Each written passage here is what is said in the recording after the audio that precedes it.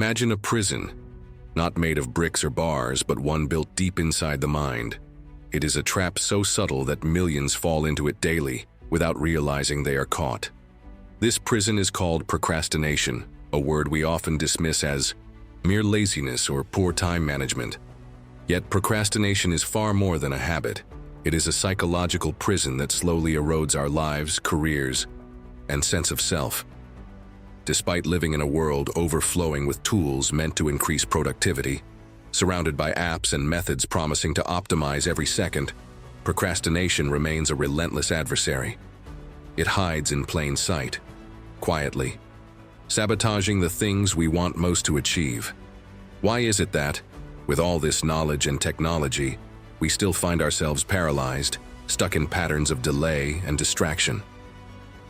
This paradox is the key to understanding procrastination's power. It's not simply about laziness or lack of willpower. Procrastination is a complex internal struggle, rooted in deep psychological conflict. It carries an emotional burden many don't speak about: anxiety that tightens its grip on the mind, guilt that silently gnaws away at motivation, and shame that isolates and darkens the spirit. More than anything, procrastination convinces us we are alone, flawed, or weak. It tells us that our failure to act stems from personal inadequacy. But this narrative oversimplifies a far more intricate reality. Procrastination is the mind's way of protecting itself from fear of failure, from the discomfort of uncertainty, from the paralysis of perfectionism. The fight against procrastination is a battle within ourselves, a psychological war between desire and fear, between the future we want and the present that unsettles us. Recognizing procrastination as this silent epidemic, this internal prison, is the first step toward understanding how it has shaped our lives and how, finally, we can break free. Throughout history, procrastination has been a silent force, shaping the fate of individuals, nations, and entire civilizations. It is often overshadowed by grand narratives of heroism and decisive action. Yet behind the scenes, hesitation and delay have changed the course of events in ways both subtle and profound. Consider the legendary leaders who, at pivotal moments, hesitated to act, moments when swift decisions could have altered history. Julius Caesar's crossing of the Rubicon was decisive, but countless others wavered, their procrastination costing them power, opportunity, or even their lives. The question echoes through time. How often has the world shifted because someone chose to wait, to doubt, or to delay? Beyond individuals, cultural attitudes towards time and procrastination reveal deep philosophical differences across societies. In some ancient civilizations, time was seen as cyclical, forgiving repeated delays and restarts. In others, time was linear and sacred, a resource to be seized with urgency. These perspectives shaped not only personal behavior, but also political systems and social structures. Philosophers from Aristotle to Kierkegaard wrestled with procrastination, not as a trivial annoyance, but as a fundamental human condition. They explored how procrastination intersects with fate and free will, highlighting the tension between our desire to control time and the inevitable delays that thwart us. Procrastination forces us to confront uncomfortable questions.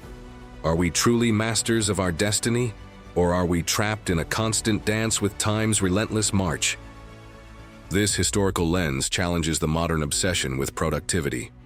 Today, we treat procrastination as a problem to be solved with apps, hacks, and discipline. But procrastination is not a recent invention.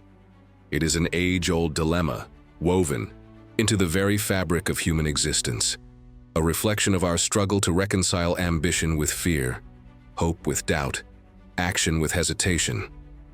By tracing procrastination's imprint on history, we gain a deeper understanding of its power, not just as a personal flaw, but as a universal human experience. This awareness invites us to look beyond quick fixes and to confront procrastination as a profound psychological and existential challenge that has shaped who we are and who we might become. Procrastination is often dismissed as simple laziness or a lack of willpower. But this view barely scratches the surface. Beneath the veneer of delay lies a tangled web of cognitive and emotional forces that betray our best intentions. To understand procrastination, we must look inside the mind, where a fierce and invisible battle unfolds every time we hesitate. At the heart of this conflict are powerful psychological mechanisms. Fear of failure looms large, a silent predator that paralyzes action. The possibility of falling short, of being judged or criticized, weighs heavily, and so the mind retreats. Perfectionism worsens this paralysis. The demand for flawless execution becomes a cage, imprisoning us in endless preparation and self-doubt. But it's not just fear and perfectionism.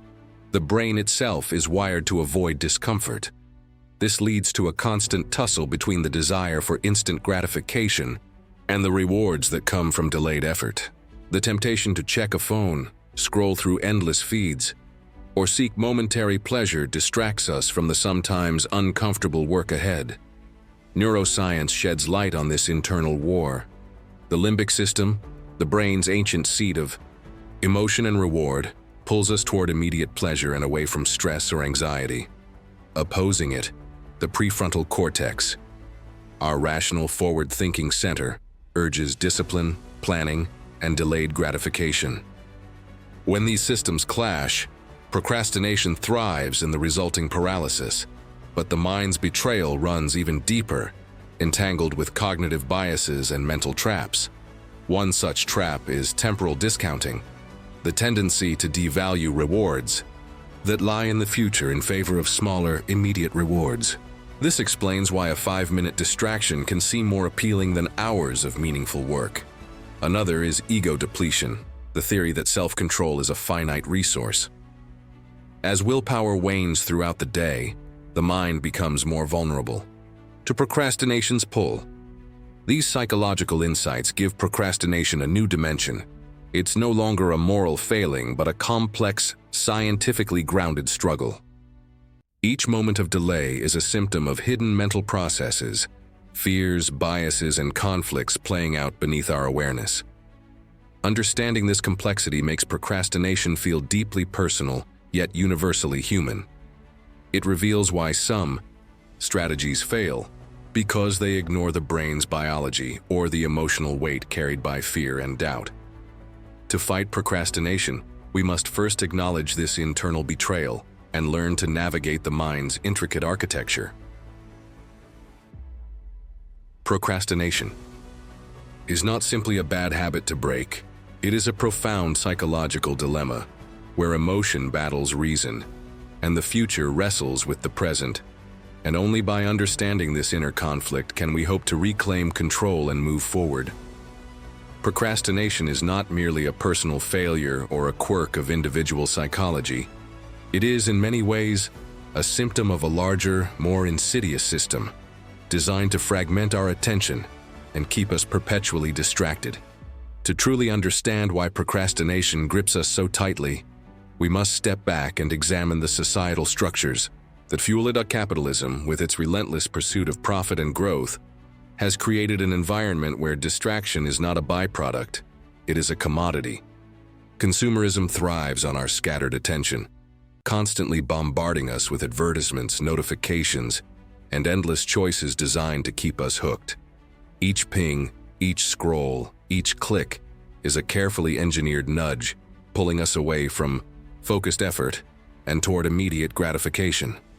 Social media platforms have mastered this science of distraction. Algorithms finely tuned to capture our dopamine-driven impulses deliver a steady stream of content tailored to keep us engaged, not with productivity, but with distraction, outrage, and endless entertainment. These platforms don't simply reflect our interests, they manipulate them, reinforcing patterns of procrastination by exploiting the brain's craving for novelty and reward. The gig economy adds another layer to this complex web. Fragmented work schedules, constant connectivity, and the blurring of boundaries between personal and professional life create fertile ground for procrastination. The pressure to always be on paradoxically leads to burnout and avoidance. Instead of steady focus, the mind is pulled in countless directions, overwhelmed by tasks, deadlines, and the fear of missing out. Beyond these economic forces lies a subtler manipulation: propaganda and media, designed to shape behavior on a mass scale. Distracting populations through manufactured controversies, sensationalism, and fear keeps collective attention off deeper issues. Procrastination in this context becomes a tool of control, a way to fragment society's ability to act decisively. This broader perspective challenges the common narrative that procrastination is simply a moral failing or a lack of discipline. It is a condition amplified, even engineered, by modern systems that profit from our divided attention. The blame cannot rest solely on the individual. Instead, procrastination must be understood as a symptom of systemic forces that shape not just how we act, but how we think and feel. For those who question power, media manipulation, and the hidden mechanisms of control, this insight offers a new lens. Procrastination is not just personal, it is political. It is a reflection of a world designed to keep us passive, distracted, and delayed. Recognizing this is essential, not only to overcoming procrastination, but to reclaiming agency in an era defined by constant distraction. Having explored the roots and societal forces behind procrastination, we arrive at a turning point, a moment where understanding transforms into action. The question is no longer, why do we procrastinate, but how do we break free from this invisible prison? To dismantle procrastination's grip, we must first reframe our relationship with time and discomfort. Here, ancient philosophy offers profound guidance. Stoicism, for example, teaches us that the present moment is all we truly possess.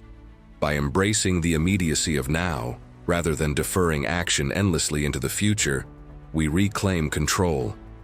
The Stoic reminder to focus on what is within our power, our choices and responses, shifts procrastination from a paralyzing force to a challenge we can meet. Existentialism adds another layer. It compels us to confront the stark reality of mortality. When we recognize that our time is finite, that each moment wasted is irretrievable, procrastination loses its seductive appeal. This confrontation with death is not morbid. It is liberating. It sharpens focus, illuminating what truly matters and inspiring us to act with purpose. Mindfulness, too, plays a crucial role. By cultivating awareness of our thoughts and emotions without judgment, we can observe procrastination's subtle patterns, the creeping doubts, the seductive distractions, the internal excuses, without succumbing to them. Mindfulness creates the mental space needed to choose action over avoidance. But philosophy alone is not enough. Practical tools grounded in psychology offer concrete strategies to translate insight into lasting change. One such technique is implementation intentions, forming clear if-then plans that anticipate obstacles and map precise actions. Instead of vague resolutions like "I'll work later," we commit to, "If it is 9 a.m., then I will start writing for 30 minutes." This simple shift reduces mental friction and primes the brain for action.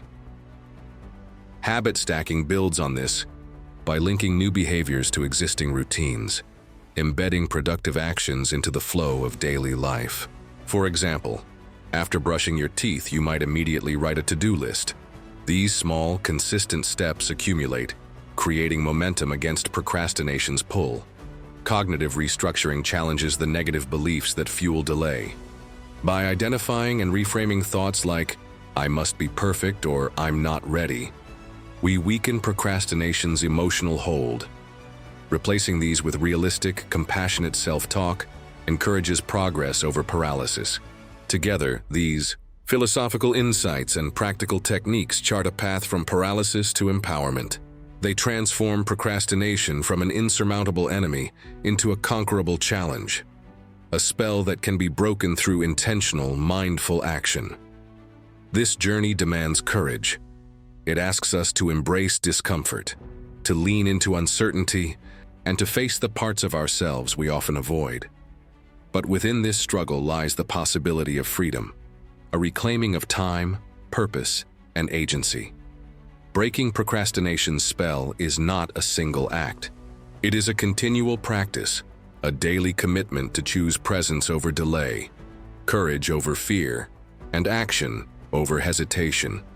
The world we inhabit today is unlike any before it, shaped by the seismic shifts of a global pandemic and the relentless advance of technology.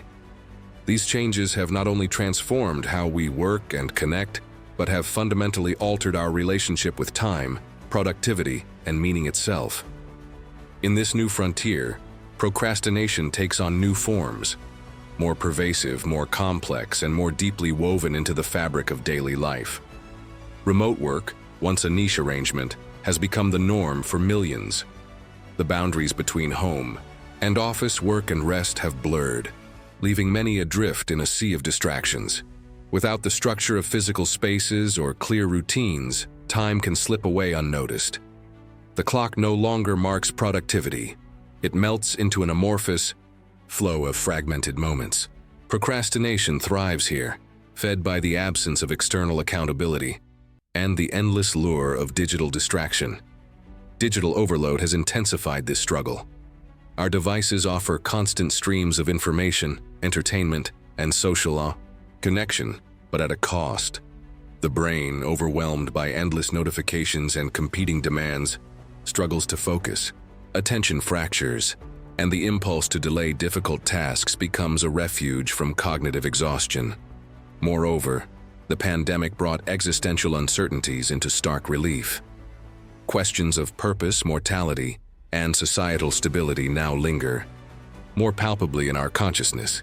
For many, this uncertainty breeds paralysis, making procrastination not just a convenience, but a coping mechanism to manage anxiety about an unpredictable future.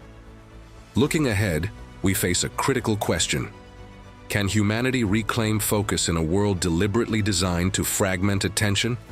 Or will procrastination evolve alongside our technology, embedding itself deeper into the human condition? There is reason for caution, but also for hope. Awareness of these forces is the first step. As individuals and societies, we can choose to forge new rituals, rebuild boundaries, and cultivate resilience against distraction. We can harness technology not as masters of procrastination, but as tools for mindful productivity. Ultimately, this new frontier invites a profound reflection on our role in shaping the future of focus, action, and meaning. Procrastination is no longer just an individual battle.